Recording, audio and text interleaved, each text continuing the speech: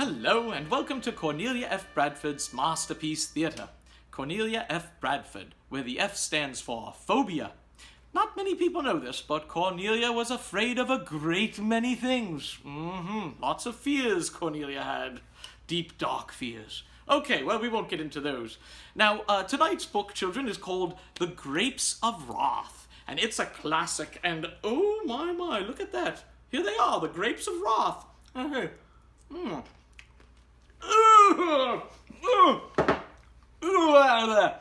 Oh, I don't like the grapes of wrath. Disgusting. Let's read a different book, shall we? Let's read a book called Bear Snores On.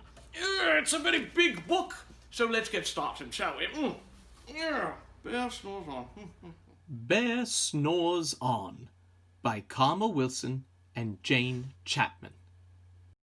In a cave in the woods, in his deep, dark lair, through the long, cold winter, sleeps a great brown bear. Cuddled in a heap, with his eyes shut tight, he sleeps through the day, he sleeps through the night. The cold winds howl, and the night sounds growl, but the bear snores on. An itty-bitty mouse, pit-a-pat, tip-toe, creep crawls in the cave from the fluff cold snow. Mouse squeaks, "Too deep, too dark, too dark." So he lights wee twigs with a small hot spark. The coals pip-pop and the wind doesn't stop, but the bear snores on. Two glowing eyes sneak peek in the den. Mouse cries, "Who's there?" and a hare hops in. "Ho, Mouse," says Hare, "long time no see." So they pop white corn and they brew black tea. Mouse sips wee slurps, Hare burps big burps, but the bear snores on. A badger scuttles by, sniff-snuffs at the air. "I smell yummy yums, perhaps we can share." "I've brought honey nuts," Badger says with a grin. "Let's divvy them up, cozy down, and dig in." And they nibble and they munch with a chew, chomp, crunch. But the bear snores on. A gopher and a mole tunnel up through the floor. Then a wren and a raven flutter in through the door. Mole mutters, "What a night!" "What a storm!" twitters wren. And everybody clutters in the great bear's den. They tweet and they titter, they chat and they chitter, but the bear snores on.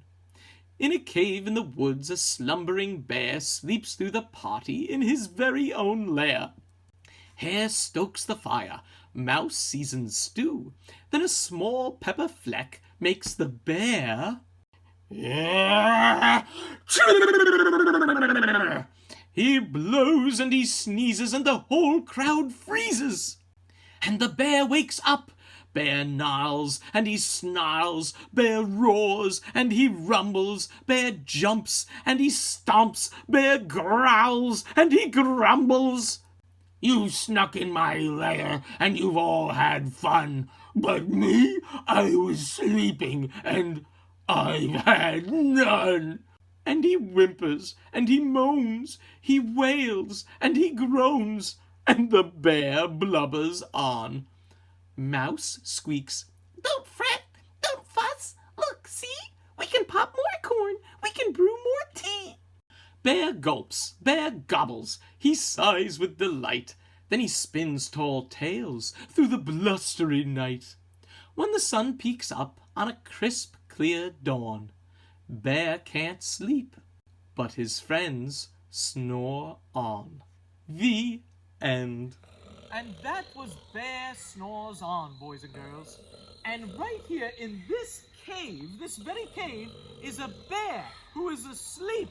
And he's going to hibernate all winter as long as everyone is quiet, boys and girls. Do you hear me? I know the cameraman is far away because he's afraid of bears. But the bear is asleep. He cannot hear us. They sleep all winter, boys and girls, all winter.